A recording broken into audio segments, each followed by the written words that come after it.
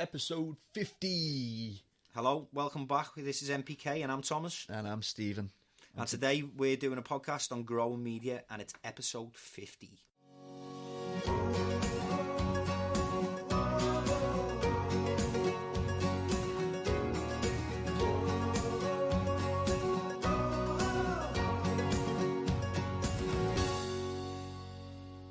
Welcome back, listeners.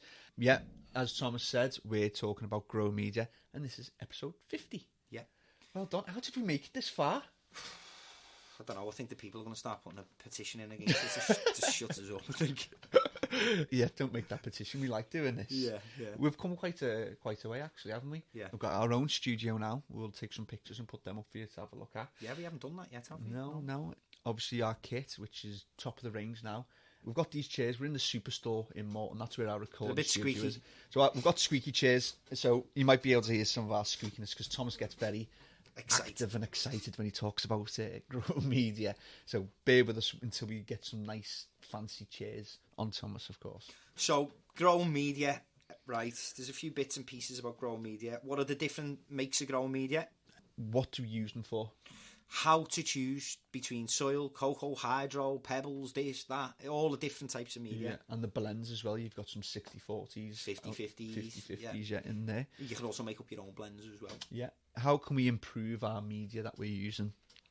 The different price differences, and should you be spending more than what you're originally spending, or should you be trying to save, or, you know. Yeah. Do they really come from the same place with different packaging? Is it all sourced from the same place? So it doesn't really matter which one you're buying. So what should you choose? Which one should you pick? And what do we use? Yeah. And we'll talk about it. We'll go through some conclusions at the end. Yeah. So back to the top, different makes of grow media. Oh, makes of grown media. So we've got cocoa. Yeah. Cocoa is substrate. Yeah, we've got cocoa with cork. That's a new one that's out. Yes. I'm sure there's a cocoa with perlite. Perlite. Yeah. We don't actually stock that one at the moment, but there is one. I'm sure there's one on the market, around somewhere. We'll probably get that soon. You've got your cocoa, which is your 60-40, so a blend of pebbles and cocoa. You've got clay pebbles. Just by themselves, just on their own. And then you've got your soil. You've got your ore mixes and your light mixes. Then you've got your back guanos. Soils are probably a podcast in itself. Yeah. We'll probably be getting somebody in to talk about soils with us. Grown media also covers rock walls. Yeah. Jiffies, root riots, and all of anything basically a growing media is what you can put a plant in and it will start forming a root basis. Yeah, and it can be with nutrients or without nutrients. Cocoa and then therefore the deeper hydroponics are obviously inert at the time of use. So you'd have to add your own nutrients to them. Yeah. The only one that's not really technically inert is soil, because it's got it full of beneficial bacteria and trace elements that you could probably get away with a week's worth of just water in your soil, couldn't you? Yeah. So what do we use them for? What do we use media for? Just to hold the plants in place. That is the be-all and end-all of... So they support a plant. Yeah, it's plant support. But also with supporting a plant, a different media differentiates different feed cycles and nutrients, what they require. So, for instance, a soil grower won't use hydroponic feed. And I say this lightly because some soil growers come into the shop and purchase cocoa feed because when they very first started purchasing feed, they purchased the wrong one. So they got themselves into this place now where they won't change because they're petrified, because they don't really know much about growing. They just know the blueprint that they was given at the beginning, which was what they thought it was, but they got it wrong anyway. And now they don't want to change it back to what it actually should be. So if you can keep up with all of that, basically it's not really that good to be using the wrong nutrient with the wrong media, because if you think about it, when the scientists made these nutrients and formed these medias, they done them together, so they work in partnership. So if you're using something alternative that wasn't tested or used in partnership, obviously you're not going to get the results that we recommend or are recommended by these companies. So that's just the basis on why do we use them. And it, as Stephen said, we use them to support our plants, but we also use them as a basis to put nutrition and additives and various other things to help our plants grow and live. I want to just develop what you said there about not being able to use soil feed in cocoa, and you can't use cocoa feed in soil. The reason is because... You can. Don't get me wrong. Oh, yeah, you can. I'm sure people do. Plenty of people have done it. However, Stephen's going to explain to you a little bit more in detail. Okay, so as I said at the beginning, cocoa is pretty much an inert substrate. So within an inert substrate, that means it's got nothing in it. It is just the cocoa fibres. So with that, you need to add nutrients that the plant needs to quite grow. often, because if you don't, your plants will become deficient quite quickly. Yeah, and that's the positive and maybe even the negative of cocoa, depending on what type of grower you are. But with cocoa media, you would add a cocoa A and B, as is prevalent within the industry. Now, that cocoa A and B nutrient has got everything that plant needs to grow from start to finish. So if you used a soil nutrient, such as what is often called Terra Vega, Terra Floris, for example, and you use that in cocoa, because soil has nutrients already within it, the Terra version, the soil version of nutrients, are not diluted, but have smaller quantities of the nutrients that the plants need. So in effect, if you use a soil nutrient in a cocoa, you're not going to give the plants enough nutrients. However, your plant will still be alive, but you won't be giving it to its maximum capability. It won't be efficient or optimal. If you gave cocoa feed to a soil plant, then you're going to go the other end of the scale and you're going to be giving it too much feed. So you're going to start to notice yellow tips on the end of your leaves, and the plant's going to stop uptaking the nutrients. So it's just as bad as deficiency if you give it too much.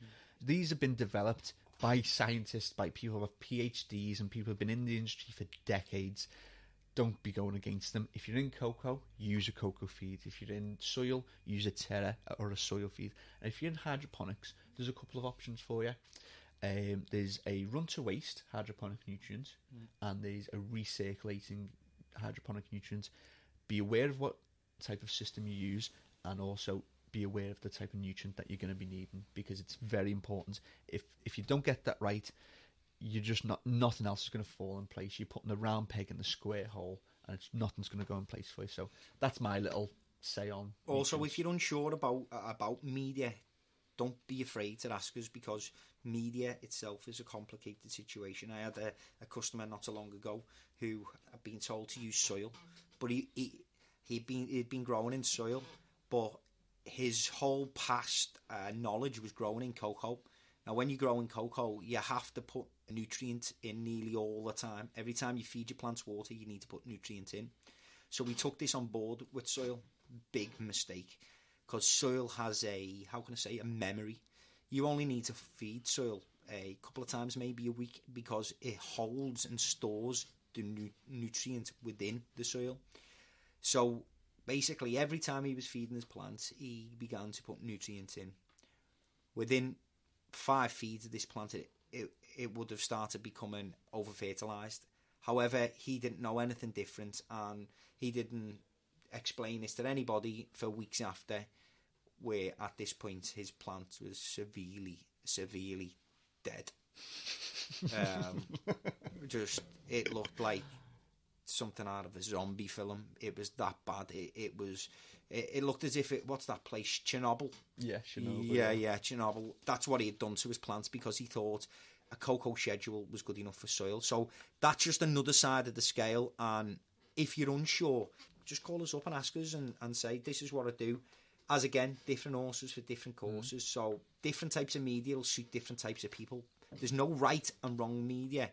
It's just different people want to use different things and get different results in different methods. So that's just a little basis from me. The way I describe to the customers, Thomas, is, you'll have heard me talking about this. I put it as, I start with a 30 centimetre ruler. Now, you technical listeners, don't buy into this too much, because you're going to rip me apart. But this is really simply explaining the different medias to a new customer that wants to understand. So we start with a 30 centimetre ruler. Soil is the 30 centimetres. Each centimetre is a mistake that the grower might make. It might be over-fertilising, under-fertilising, too high a pH, too low a pH, too much water, not enough water. All these little mistakes, they add up, but soil will not punish you too much. Soil will give you a bit of grace, a bit of time to fix the mistakes, and you'll get a good product at the end. Coco is the 15 centimeter ruler. You can only make, let's say 15 mistakes, 1 mistake for each centimeter. It's less forgiving than soil, more forgiving than deep hydroponics, which is your water and your rock wools and your clay pebbles. With Coco, you tend to get a high yield as well. Yeah, because with Coco, it allows you to basically push the boundaries of growing. With soil, a soil grower will always end up limited. There'll be a barrier, a buffer, so to speak. However, with Coco, them barriers are unbroken and undefined. How could we? And limitless. I've just a metaphor sort of popped up in my head, and you'll like this one.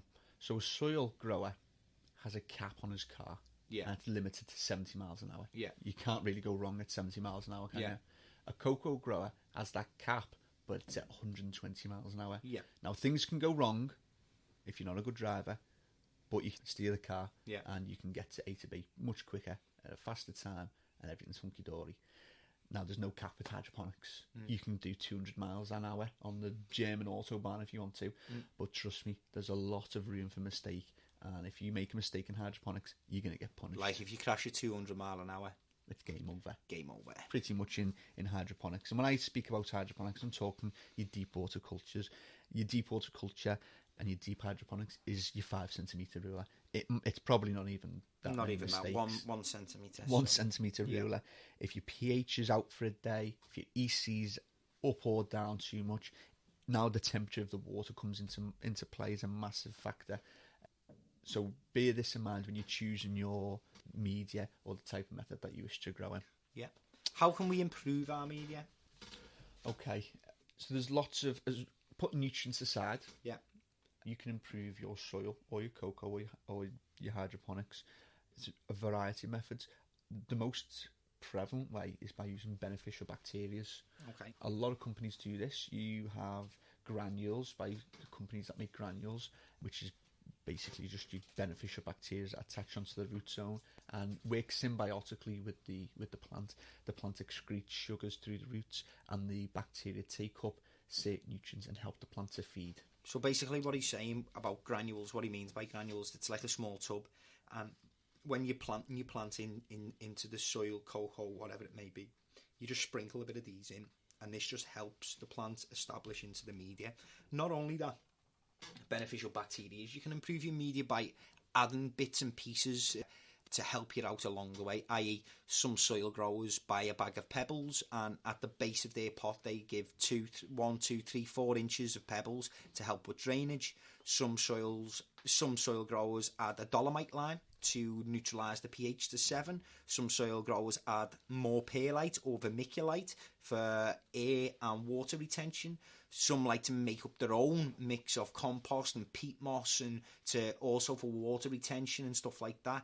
Some cocoa growers want to add some pebbles to make a 60-40 mix or buy a 60-40 mix. So there's different things that you can do to different medias to do different things. Yeah. It just depends what you actually want to achieve. There's a new product actually it's not a new product, and it's been out for a while, but we've talked about it in one of our earlier episodes last year, and it's Charge. It's a little bit different to the bacteria that you can buy because it's beetle poo. It's not beetle poo, is it? It's frass. It's actually skeletons and poo mixed together. Yeah. Yeah. We work well together, don't we? Yeah, we do. We get there in the end, I'm don't A, we? you're B, put them both together, bang, you got the answer. So it's a bit of beetle poo and skeletons and stuff like that. So the technical terms for poo is frass. Yeah. And the technical term for the skeleton... I thought frass was skeletons, and I thought guano was poo.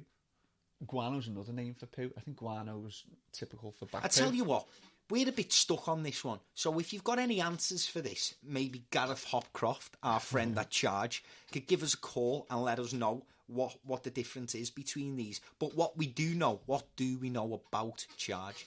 It's a bloody brilliant product. Yeah. The guy who does the champion onions. Yeah, well... Football-sized onions. Not just him anymore. He was the main guy who met with Snoop Dogg. Yeah. The giant vegetable Snoop, growers. the old G, that is, yes. Yeah. The dog father, the main man himself. If he's listening, Get your ass to NPK, mate, and we'll show you how to grow some produce. Yeah, the prize-winning onions that you crave. Yeah. But it's not only the onions that's won competitions, actually. This summer, they went to the Malvern top vegetable growers, and I believe, correct me if I'm wrong, but I believe every first place, they all use charge. Really? Yeah.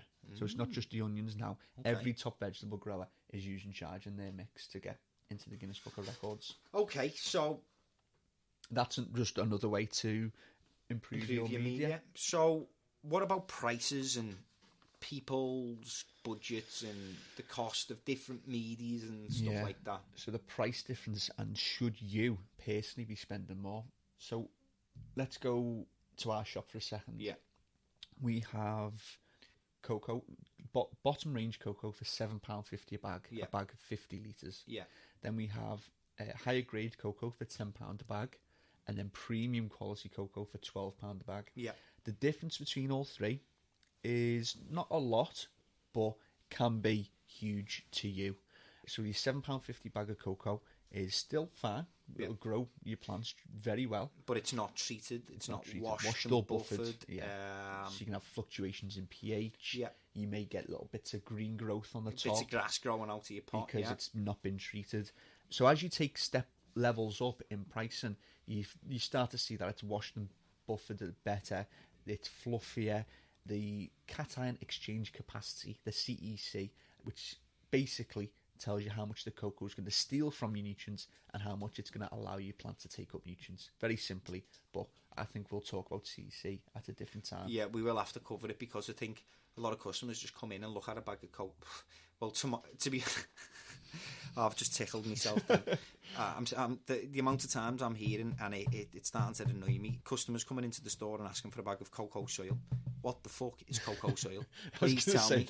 Can you tell me what cocoa soil is? Because it's not anything on this planet. If you can get cocoa soil, bring it in the shop. Yeah, we'd love to test it, because I've never seen it before. Oh, no, that'd be great. There's either cocoa or there's either soil. For all you thick people, they're two separate products, completely different. One is coconut fibres and one is the dirt in the ground. Yeah.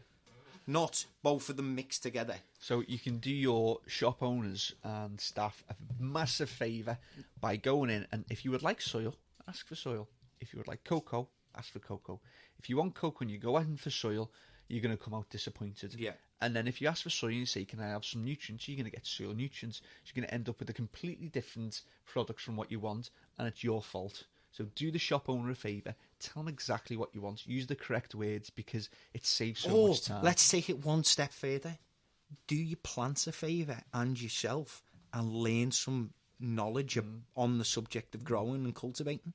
And we're quite harsh, really, on this programme. We are. Be. Sorry. Because it's not, I love yous all, really, but I just want to help yous. The guys that are listening, these guys are willing to learn. So if you're listening now, you are ready to learn. Or you've just tuned in because you love listening to us. And if you're listening and you're thinking, he's going on again about these idiots, just persevere it. We know you can grow the other people, but we are trying to educate everybody. So just grin and bear it, and just have a chuckle like we do. Yeah. Just enjoy the dilemmas we get presented with on a daily basis. Yeah, so price difference. If you can afford the better cocoa, get it. Just get it. If you can afford the better soil, get it. If you can't, buy some budget stuff until you can afford to upgrade, but you will see some differences. And a point I want to bring up, and I'm sorry, shop owners, yous are going to kill us for saying this, but we are completely honest. That's how that's our ethos. Can we reuse cocoa? Yeah, of course you can. Now, cocoa shop owners may lead you to believe that no, cocoa cannot be used again. You must discard of it in a place that's not going to cause damage to the environment. Yeah. But you must get rid of it after each time. That's not a bit of bollocks. Yeah. If you look after the cocoa and you've had no disease, no pests, and everything's gone hunky-dory, you can reuse your cocoa. What I would say is get a enzyme product. CANNA is probably one of the most pertinent on the market. Yeah. Use that at an increased solution with no plants in your media. Rinse it through, and this breaks down any dead roots material, so it allows the plants to take that back up as feed. You could even then go for and do a CalMag solution, which will replace calcium and magnesium within the cocoa. But of course, if you've been thinking, can I reuse my cocoa? Of course you can. Just go through the appropriate methods of cleaning it and buffering your solution. However, though, for the price of some cocoa and the rigmarole that you'd have to go through to prepare it for its next life again, top tip for us is just buy yourself some new cocoa. Yeah. But just to answer your question, you can reuse your cocoa, but you do need to prepare it very vigorously and make sure it's done correctly. And like you said, for the price of some of the cocoa, it's sometimes cheaper. Your time is worth money, bear that in mind. So sometimes it's cheaper just to come and get some fresh cocoa. Plus, as well. Stephen mentioned as well, you couldn't reuse your cocoa if you had some pest and disease issues. So if you have got that, you just definitely wouldn't want to risk that again. Something like Pythium. Get rid, to get as far away from the house as you possibly can and never visit that site again. Yeah. And have a look at why you got Pythium. Yeah. Don't get it again. One of the last things that we want to touch on is, do they really come from the same place with different packaging? Right, okay. I will shed some light on some of this because I do know a bit about it. Okay, there's various places across the globe that we collect coconut fibres from. And majority of the companies that collect cocoa fibres are distribute to a number of manufacturers. However, there is different levels of quality of coconut fibres that are collected, and there's different types of coconut fibres that are collected, and there's different places in the world where coconut fibres are collected. So what happens, there is a few factories across the globe that do this. I know there's a few in Sri Lanka and some in India and stuff like that. And yes, we've heard rumours that, two cocos come from the same factory and we see the wagon, they just change the bag and this and that. Yeah, that could be true. Yeah, they could be manufactured in same factories. However, each cocoa is formulated in different ways and is collected from different places. So you can have, okay, I'm sure you've seen coconuts that are lying on the floor on the beach that are rotten and crappy. You're not going to pick them up and start trying to crack them open and eat them, are you? But then you've seen the prized possession at the top of the tree with the sun glistening on it, looking lovely. There you go. There's your answer. Yeah. Okay. And also, each company is going to treat their cocoa fibres in a slightly different way. And store them a different way, and package them a different way. Yeah. So there are just a few things to consider if you're choosing cocoa. Obviously, we do talk a little bit more about cocoa because in the UK, it's the most prevalent media to be growing in. But if you're in Australia, let us know what your medias are. We can go into a little bit more depth if you're just one thing about cocoa. The thing with cocoa is a lot of them are quite similar. It's bloody coconut bloody fibres. That's what it is. It's not no rocket science. However, if you're buying a bottom grade cocoa substrate, it won't be treated with the trichoderma for pest and disease, and that's really key. So whatever cocoa you're looking at, just have a little read on the bag and see if it's got some little goodies in for you and has been looked after before it's actually arrived in the UK. Educate yourself. Yeah. The most important point that I'm going to say about this podcast, and pretty much every podcast, is educate yourself. If you're not lucky enough to shop at NPK, where we tell you really brutally honest about each product, just educate yourself. Go and maybe not visit the online medias, maybe do some reading in the Garden Culture magazine or any of the hydroponics magazines that Maximum you can buy. Yield, the Hydro Mag. There's just spend some time on our webpage. Yeah. You could be on there for weeks and weeks. There's plenty of information. Just be careful when you do scour every part of the internet and YouTube, because what you find is you find growers who are posting on YouTube who have been growing for 3 months. There's a lot of misinformation. Yeah, misinformation. Just any information that you go onto good accredited forum, good accredited people who've been doing what they've been doing for a long time, and just research some of the information that you're being given and make sure it's coming from a reliable source. Yeah, good points. The last point that we're going to make is, what do we use? What have we got in the shop? Oh, what do we use, or what do we sell in the shop? Okay, well, let's talk about both. What do we use? Okay, what do I use? Okay, for which part of me growing and for which type of plant? Yeah. Where do you want to start? Because I use pebbles, I use a 60-40 mix, I use soil, I use Ceramis, which is Hydromis, And the reason why I use all of them is because I grow a variety of different species of plant, and all of them don't like the same sort of thing. So, I give them what they prefer to be in, basically. You're not dictating to the plant what it wants. The plant tells me what it wants, and I run down to the store and go and get it quickly and sharply. My personal favourite in Coco, for cost effectiveness and the quality of cocoa, there's a new one that's come to market, and it took me by surprise how quickly I've come to like it, and it's the Dutch Pro Coco, to be honest. I haven't used it yet, in all fairness. Yeah, and you know what? I've had to go with the soil, though. I've had to go with the soil. Yeah. Put the soil down on the allotments, and boom, that's good. Yeah. Another one that I like as well is the Plagron Coco. Yeah, that's always been a good one. Top seller in our They've shop. been around for 20 odd years as well. Yeah. Plagron are really good. Plagron and the CANNA Professional Plus. CANNA Professional Plus. Those two are really good quality cocos. So the ones that we've mentioned there, you will not go wrong with them. One of the bottom ones would be the CANNA Natural. Yeah. Really bottom end product. However, still works, still get good results. Just for more the budget grower. Yeah. So your summary and conclusions. Grown media. To conclude on grown media, basically, there's a lot of different types of grown media. Make sure that you're using the right media for your right species, and you're using the right nutrients for your media. If you're unsure what media goes with what, pop in, come and see us, and we'll tell you. And also, the media coincides with your watering cycle and whether you're using systems, pots. Yeah. And so it's something that you really need to decide for yourself. You know, we can't turn around and go, you must use Coco or you must use Pebbles. You must use what you want to use. And when you find out what media it is and you're unsure of what nutrients and whatever, come down to NPK and we'll help you figure it all out. Yeah, nice. That was a good summary, that. I don't think I've got anything to add. That was spot on. Thank you very much, Stephen. You're welcome. I like to give you a bit of praise now. Oh, thanks very much. More than you give me. So basically, that's us, NPK, and podcast number 50. Yeah. So thank you for being a part of podcast number 50. Thank you for persevering with 50 episodes of us waffling on with our Scouse accents for you people who have trouble interpreting what we're actually saying. You can slow it down so we are really clear to hear. Thank you for listening, guys. Yeah. Tune in next week when we'll be discussing the garden culture article on nutrients and the price comparisons. See you next week. Bye-bye. Bye-bye.